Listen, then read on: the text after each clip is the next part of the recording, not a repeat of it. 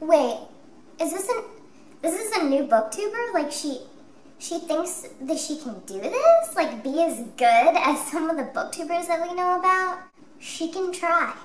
And I'm gonna. Let me tell you a little bit about myself. My name is Emily, and I'm gonna go by Richmond Reads here on YouTube. And I just moved here from Pennsylvania. And I recently got engaged to my longtime boyfriend, Doug.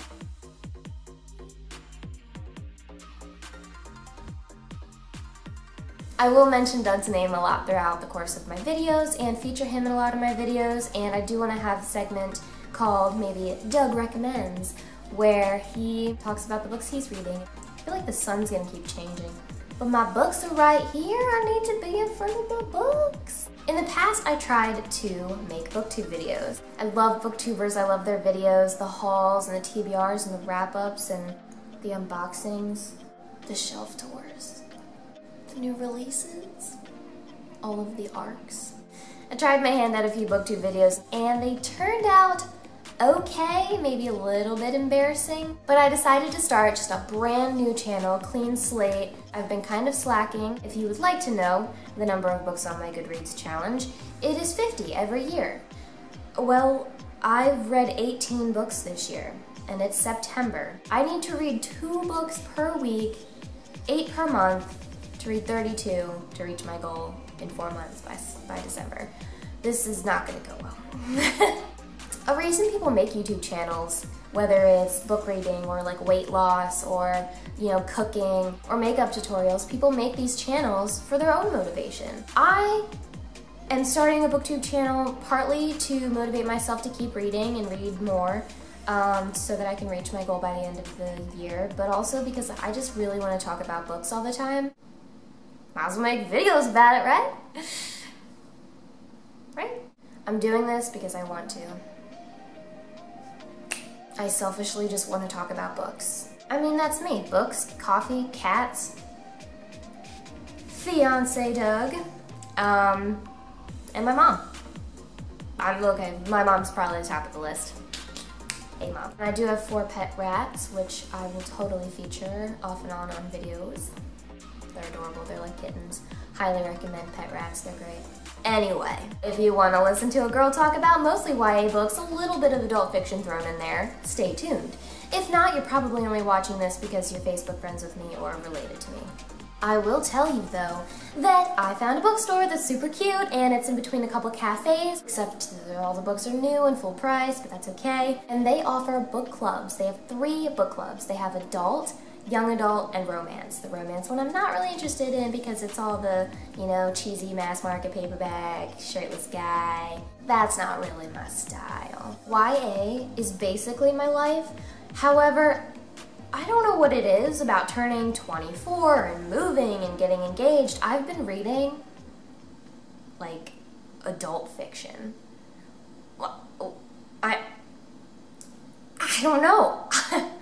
I didn't see it coming either. But let me just say some books that I read recently sucked so bad. Just horrible, trash. I looked over all the books that I read this year, all 18 of them, and I've only given 3 books 5 stars on Goodreads. One of which I read recently. I already owned it. Here's the story. I don't want to like advertise and whatever. I'm not sponsored by anyone. I buy my books with my own money, sadly. My cute little bookstore that I fell in love with recently features these book clubs, right? I was like, I'm there. What book are we reading? I'm there. The young adult one, I got that book, which I'll talk about in a second. Fragments of the Lost by Megan Miranda. I actually have All the Missing Girls by her. Haven't read it yet. You'll hear me say that a lot. I have it, but I haven't read it yet. And then I found out that they have more. They have an adult one, which I saw the book and I was like, hey, I already have that book. Sweet. I should read that because I already own it, because it was on one of those tables that said buy 2 get the 3rd free, and I was like, I like spending money on books. This was in August last month, and this book club was gonna be like August 18th, I think, and this one was like the 29th or something. My phone is ringing! Hey. What's up? I don't know what I'm doing. You're gonna help me make videos, right? Yeah, I'll make videos. What book am I reading? What book are you reading? You want me to recommend you one? Only for the video. Yeah. So you're gonna do Doug Recommends, right? And you're gonna have your own little segment, maybe talk about like the latest book you read. Okay. Get a male perspective. And we could talk about the books that we buddy read too. We can buddy read Artemis. We both have The Chalk Man.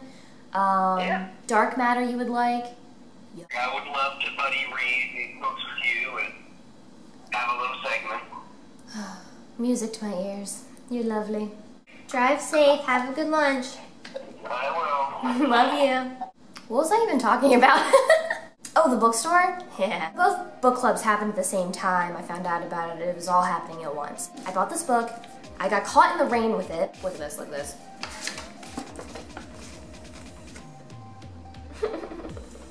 Hashtag when you buy a book full price, a hardcover, and you get caught in the rain. I had like a canvas bag with me and I wrapped this sucker up and I held it real tight to my chest and I ran through those puddles. Still got damaged, but the pages are okay. I liked this book okay. I gave it a 4-star on Goodreads out of 5. It was good, like it keeps you there till the end, but it's there's no structure really. It's like a scrapbook. Jessa, is that her name? Oh, her name's Jessa. Wow, I'm good. I'm gonna try to summarize this book without making any faces that would suggest that I'm about to like, you know, say something, then roll my eyes, then spoil something. Okay, I can do this. This book is about Jessa. She basically gets talked into cleaning out her dead boyfriend's, I think his name's Caleb, his room. And each item she finds, there's a memory that she has attached to it, so that chapter is kind of the memory of that item, so it's like a scrapbook. There was no like, introduction, rising action, oh,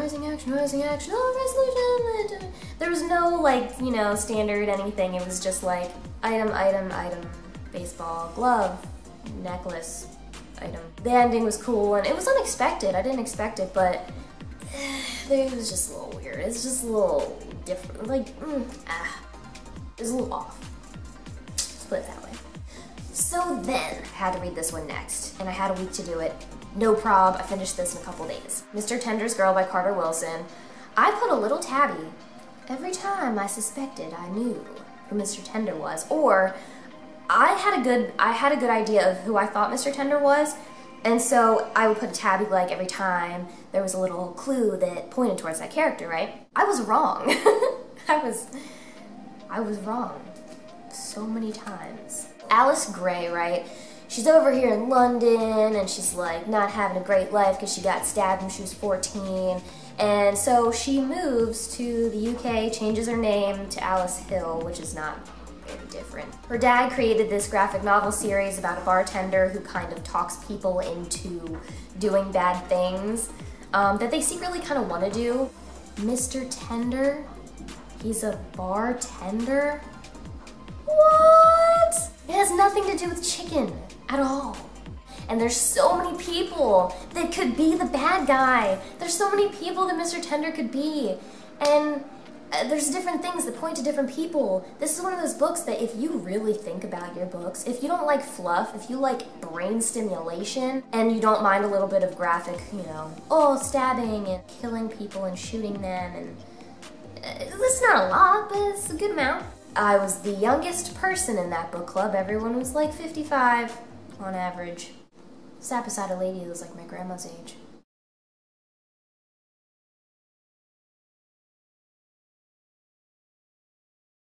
I'm gonna try to make this channel entertaining and fun, and I'm just gonna talk about books because I want to talk about books.